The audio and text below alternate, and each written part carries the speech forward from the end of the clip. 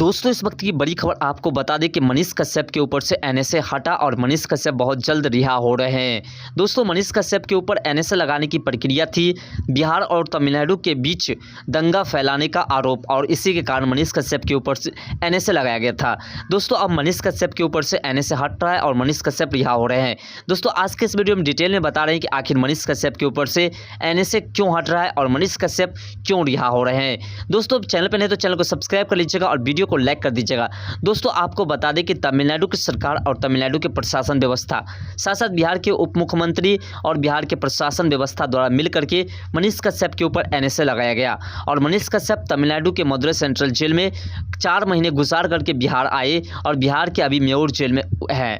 लेकिन दोस्तों आपको बता दें कि मनीष कश्यप के ऊपर जो एनएसए लगा है उसका अब सुनवाई शुरू होने वाला है और मनीष कश्यप के ऊपर जो एनएसए लगा गया है उसका एविडेंस कोर्ट में मांग की गई है और एविडेंस के तहत तमिलनाडु की सरकार और बिहार की सरकार और केंद्र सरकार, इन तीनों सरकारों को नोटिस भेजा गया मदुरै कोर्ट द्वारा और कहा गया कि मनीष कश्यप के ऊपर जो एनएसए लगा है वह किस आधार पर लगा है, किस आरोप में मनीष कश्यप के ऊपर एनएसए लगा है, किस तरह के अपराध किए कि एनएसए लगा है, उसका सबूत कोर्ट में पेश किया जाए। और अगर ऐसा नहीं किया जाता है तो फिर सरकार के ऊपर जो है जुर्माना बांधा जाएगा। दोस्तों आपको पूरे डिटेल में बताते हैं कि आखिर क्या कारण है। दोस्तों जैसा कि आपको पता है कि उसी मामले में मनीष कश्यप के ऊपर 6 केसेस दर्ज थे तमिलनाडु में, और 6 केसेस में मनीष कश्यप के ऊपर जो मामला दर्ज था उसका एविडेंस सरकार के द्वारा और प्रशासन व्यवस्था द्वारा कोर्ट में पेश नहीं की गई, जिसके कारण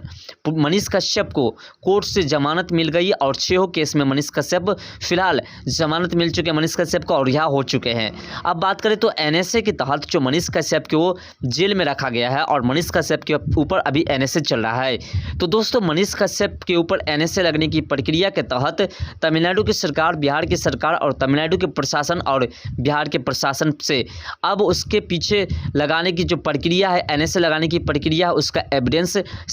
कोर्ट द्वारा मांगा गया है और कोर्ट को अगर एविडेंस पेश नहीं की जाती है तो फिर तमिलनाडु सरकार और बिहार सरकार के ऊपर जो है जुर्माना बांधा जाएगा। और दोस्तों आपको बता दें कि सबसे बड़ी खुशी ये है कि मनीष कश्यप के ऊपर जो एनएसए हट रहा है इसका मेन रीजन है कि तमिलनाडु की सरकार और बिहार की सरकार और तमिलनाडु के प्रशासन और बिहार के प्रशासन अभी तक किसी प्रकार के कोई एविडेंस नहीं जुटा पाए हैं कि मनीष कश्यप के ऊपर आखिर एनएसए किस आधार पर लगा है, क्योंकि वीडियो प्रसारित करने के मामले में किसी व्यक्ति के ऊपर एनएसए नहीं लग सकता है। कोर्ट इस बात को नहीं मान सकती है। कोर्ट का कहना है कि किसी वीडियोस को प्रसारित करने के मामले में किसी व्यक्ति के ऊपर एनएसए नहीं लगाया जा सकता है। और जिस प्रकार से मनीष कश्यप ने वीडियो प्रसारित किया है, अगर उस वीडियो को कोर्ट में पेश की जाती है तो कोर्ट उस वीडियो के आधार पर किसी व्यक्ति के ऊपर एनएसए लगने की प्रक्रिया को खारिज कर देगी और मनीष कश्यप बाइज्जत बरी हो जाएंगे। इसलिए उस वीडियो को चाह रहे हैं तमिलनाडु की सरकार और बिहार की सरकार की उस वीडियोज़ को पहले डिलीट कर दिया जाए,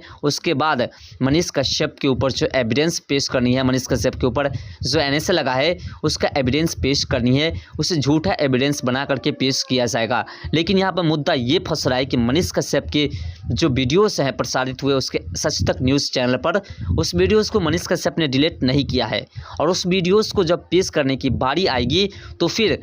पूरा का पूरा मामला साफ हो जाएगा। और तमिलनाडु और बिहार सरकार यही चाह रहे हैं कि किसी भी विधि से मनीष कश्यप के ऊपर जो मनीष कश्यप के चैनल के ऊपर जो वीडियो प्रसारित हुआ है, वीडियो डाला गया, उस वीडियोस को डिलीट करवा दे। इसलिए मनीष कश्यप के उस मोबाइल की खोज की जा रही थी जिस मोबाइल के जरिए मनीष कश्यप ने उस वीडियोस को पब्लिश किया था। लेकिन बिहार सरकार को या बिहार के प्रशासन को या तमिलनाडु सरकार को या तमिलनाडु प्रशासन को अभी तक वो मोबाइल हाथ नहीं लगा और यही कारण है कि मनीष कश्यप के ऊपर जो एनएसए लगा है उस एनएसए की प्रक्रिया से मनीष कश्यप बहुत जल्द छुटकारा पाने वाले हैं और मनीष कश्यप बाइज्जत बरी होने वाले हैं। इसके बाद आपको बता दें कि मनीष कश्यप के ऊपर से एनएसए हट जाएगा और मनीष कश्यप के ऊपर एनएसए अगर हट जाएगा और मनीष कश्यप के ऊपर जो एनएसए लगा है उसका एविडेंस तमिलनाडु सरकार या बिहार सरकार पेश नहीं कर पाएंगे कोर्ट में तो उसके ऊपर 500 करोड़ से लेकर के 5000 करोड़ तक का जुर्माना बांधा जा सकता है। इसके बाद किसी भी तरह से किसी भी व्यक्ति के ऊपर एनएसए लगाने की प्रक्रिया जो है वो सोच समझ करके कोई सरकार कदम उठाएंगे, क्योंकि दोस्तों कोर्ट ने साफ तौर पर कहा है कि अगर किसी व्यक्ति के ऊपर एक वीडियो प्रसारित करने के मामले पर एनएसए लग सकता है, तो जो व्यक्ति किसी का मर्डर कर देता है उस व्यक्ति के ऊपर किस तरह की धाराएं लगनी चाहिए, उस व्यक्ति के ऊपर किस तरह की जो चार्जें होनी चाहिए और उस व्यक्ति को किस तरह की सज़ा देनी चाहिए। इस बात को लेकर के अब जो है सरकार बहुत टेंशन में आ चुके हैं, क्योंकि मामला ये छोटी नहीं है। किसी व्यक्ति के ऊपर एनएसए लगा देना एक वीडियो प्रसारित करने को लेकर के ये कोई बड़ी बात नहीं आपको लग रही है, ऐसा नहीं है। यह बहुत बड़ी बात है कि एक वीडियोज़ को प्रसारित करने के मामले में एक व्यक्ति के ऊपर एनएसए लग जाता है, रासुका लग जाती है, और एक व्यक्ति जो सबसे पहले इस वीडियोस को प्रसारित करता है, इस न्यूज़ को फैलाता है, उस व्यक्ति को कुछ भी नहीं, बस उसे माफ़ी मांगनी पड़ती है और वह रिहा हो जाता है। वही दूसरा व्यक्ति जो इस वीडियोस को प्रसारित करता है, साथ साथ इस वीडियो में ये भी मांग करता है कि हम अपनी सरकार से निवेदन करना चाहते हैं, प्रशासन व्यवस्था से निवेदन करना चाहते हैं कि आप इसकी पुष्टि कीजिए, इसकी जाँच कीजिए, और अगर ऐसा हो रहा है तमिलनाडु में बिहारियों के साथ तो इस पर कड़ी कार्रवाई करें। ऐसा मनीष कश्यप ने अपने वीडियोस में कहा भी था। तो इस बात को लेकर के इस वीडियोस को किसी भी तरीके से बिहार सरकार और तमिलनाडु सरकार यूट्यूब पर से सबसे पहले हटाना चाह रहे हैं। मनीष कश्यप के उस मोबाइल्स को खोज इसलिए रहे हैं क्योंकि मनीष कश्यप के उस मोबाइल से वीडियो पब्लिश हुए थे और उसके मोबाइल में वो वीडियो अभी भी अवेलेबल है। इसलिए तमिलनाडु सरकार और बिहार सरकार चाह रहे हैं कि उस वीडियोज़ को डिलीट करवा दे, साथ साथ उस मोबाइल को जब्त कर लिया जाए, जिससे कि मनीष कश्यप के ऊपर जो एनएसए लगा है उसमें अगर हम एविडेंस नहीं भी देते हैं तो हम उस वीडियोज़ की मांग करवाएंगे जिस वीडियोज़ को मनीष कश्यप ने पब्लिश किया। उसके बाद हम यह कह सकते हैं कि मनीष कश्यप ने उस वीडियोस में ऐसी बातें कही थी जिससे कि दंगा फैल सकता था, इसलिए मनीष कश्यप ने उस वीडियोस को डिलीट कर दिया। बात आपको समझ में आ गई हुई हम कहना क्या चाह रहे हैं। दरअसल